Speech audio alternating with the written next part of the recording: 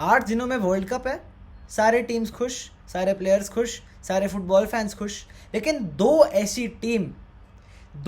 Team है जिनको पता नहीं वर्ल्ड कप से क्या समझ आ रहा है। उनको लग रहा है वर्ल्ड कप में दुनिया खत्म हो जाएगी, जो साइनिंग्स करनी है अभी की अभी करो। ये दो टीम ऐसी टीम है जिनने एक टाइम पे यूरोप पे राज किया था और अभी भी ये राज ही कर रहे हैं।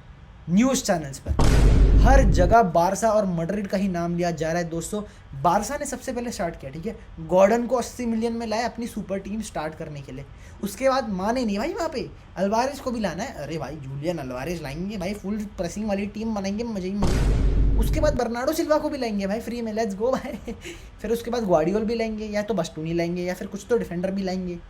भाई सुपर टीम तो बनानी है हमको, तो सब खुश भाई, बारसा फैंस सारे खुश। अरे भाई टीम बन रही बढ़िया, लेट्स गो। इतने में मैड्रिड फैंस को भी मौका मिल गया नाचने का, ठीक है ना भाई। एक तो फ्लोरेंटिनो पेरेज थोड़ा सा भांग, उसको अलग ही नशे है, उसको अलग ही इलेक्शन से पहले इलेक्शन करा दिया ये प्रूव करने के लिए कि अभी भी वो यहाँ का डॉन है। अरे भाई तुम्हारा क्लब 2 साल कंटिन्यूस ट्रॉफीलेस जा रहा है और तुम इलेक्शंस वापस कर रहे हो ये दिखाने के लिए कि तुम अभी भी अनडिस्प्यूटेड लीडर हो वहाँ के। फ्लोरेंटिनो पेरेज के अलग ही चल रहे हैं, दद्दू के अलग ही नशे चल रहे हैं। मैं बोल रहा हूँ उसका बुढ़ापा आ चुका है, तो उसने सोचा कि भाई इस टाइम कर लेंगे इलेक्शन, कौन खड़ा होगा मेरे अगेंस्ट। भाई डॉन हूँ यहाँ का भाई मैं, कुछ नहीं भाई। रिकेल में आगे क्या पता, उसको ही उसने ही बुलाया हो रिकेल में को, क्या पता, हमें कुछ पता नहीं भाई। रिकेल में इतने टाइम बाद पहला कैंडिडेट बना जो फ्लोरेंटिनो पेरेज के अगेंस्ट खड़ा हुआ है इलेक्शंस में, नहीं तो इतने टाइम से वो अनअपोज्ड ही प्रेसिडेंट बन जाता था। अभी जब फाइनली कोई कैंडिडेट आया है तो रियल मैड्रिड के लिए अच्छी बात ये है कि अब पेरेज को लड़ना पड़ेगा टू गेट वोटेड इन। मतलब उसको प्रोमिसेस करने पड़ेंगे, उसको साइनिंग्स करनी पड़ेगी, उसको दिखाना पड़ेगा कि वो कर सकता है, क्योंकि अनअपोज नहीं है। अनअपोज होता तो वो कुछ भी करे, क्या फ़र्क पड़ता है, कोई ऑपोजिशन है क्या। तो मैड्रिड फैंस के तो मजे हो गए, रिकेल्मे और पेरेज की लड़ाई में 2 साइनिंग्स आ गए। But the question here is कि पेरेज ने क्या ये सही डिसीजंस लिए, क्योंकि मोरिनियो ने तो अप्रूव कर दिया कि भाई मेरे को चलेंगे डमफ्रीज, मेरे को चलेगा कोनाटे, बढ़िया प्लेयर्स है, ठीक है ना भाई, बड़े चौड़े पहलवान टाइप, तो उसको तो चल रहा है। आई डोंट गेट इट भाई, अगर तुम्हें डिफेंसिवली स्ट्रांग होना है तो तुम विंग बैक क्यों ले रहे हो। डमफ्रीज डिफेंस करने के लिए नहीं है भाई, Dumfries is the right wing back. I don't get the signing. Konate की साइनिंग आई अंडरस्टैंड बेटर, थोड़ा स्मार्ट डिसीजन है क्योंकि उसका लिवरपूल पे सीजन अच्छा नहीं गया, बट दैट डजंट मीन कि वो अच्छा प्लेयर नहीं है, he is a great player. तो बढ़िया कोनाटे आ गया, ठीक है। थोड़ा डर रहता है एज अ बारसा फैन कि मैड्रिड अच्छी साइनिंग कर देगी, ठीक है। कहते हैं एंजो फर्नांडिस के पीछे, ग्वार्डियोल के पीछे, रॉड्री के पीछे, हालैंड के पीछे। हालैंड ने तो भाई सू कर दिया उन लोग को कि तुमने अपनी जर्सी पे, अपनी बेहुदा जर्सी पे मेरा नाम लिखने की सोच भी कैसे ली, ठीक है ना भाई। उसने तो सू कर दिया, कहते हैं मैड्रिड को। रिकेल्मे ने बिना पूछे मेरा नाम डाल दिया, कुछ अग्रीमेंट हुआ ही नहीं, वो तो अलग ही फेंकू बंदा है। मेरे को प्रॉब्लम यहाँ पर है बारसा से, ठीक है ना, क्योंकि उन्होंने गॉर्डन साइन कर लिया 85 में, और साइनिंग दैट वाजंट नीडेड। तुम्हें सच में लेफ्ट विंग लेने की ज़रूरत थी क्या? नहीं। तुम्हें क्या करने की ज़रूरत थी?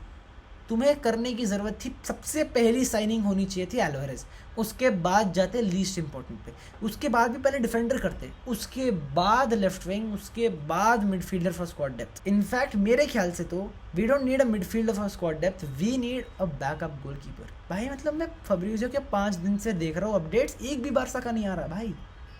बारसा हाथ धो के जो पीछे पड़ी थी एल्वारेज की, वो नहीं दिख रहा अब।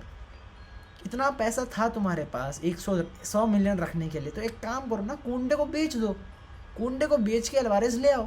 बिकॉज कुंडे को बेच दोगे तो राइट बैक में कमी हो जाएगी, बट फिर कैंसिल हो, साइन कर लो ना।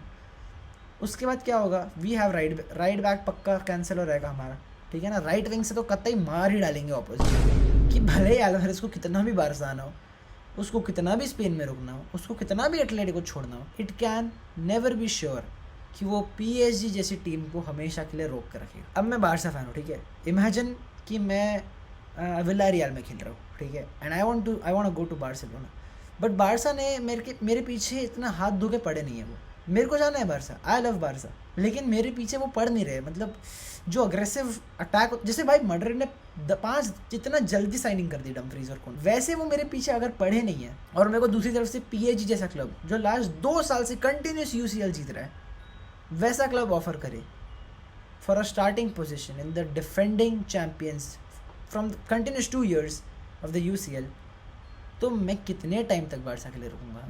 मैं तो चला जाता भाई। एटलेटिको ने एक पॉइंट पे बोला 150 जब तक नहीं आएंगे तब तक दिखना मत, हमको शक्ल मत दिखा देना 150 तक नहीं आ जाए तब तक, गरीब। लेकिन भाई फिर उन्होंने बाद में ऐसा रिवील हुआ फ्रॉम सम सोर्स कि 120 में भी देर रेडी टू सेल। तो मैं क्या कहता हूँ भाई, 150, 120, 135 बीच करो, डील डन करो। कर दिया भाई तुमने, खुश कर दिया हमको एल्वेरेज के रिपोर्ट्स देके, ठीक है। अगर तुम बिड भी नहीं डालते ना तो भी हम खुशी रहते, क्योंकि मैं नहीं, फेक न्यूज़ थी।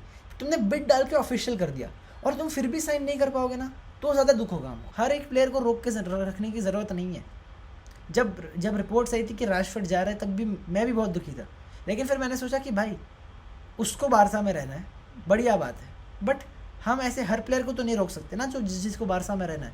We have to think more than just being a lovely club to all players. We have to think of winning the UCL। तो हम ऐसे फालतू प्लेयर्स को सैलरी दे के अपने क्लब में भर भर के कुछ रख नहीं सकते। रखना है तो क्वालिटी प्लेयर्स को रखो। फेरान टोरेस को बेचो ना भाई, टोरेस को बेचो, राशफोर्ड को रखो, सिंपल एज दैट भाई। टोरेस क्या काम आने वाला है तुम्हारा? फेरान टोरेस कुछ काम कर आने वाला है?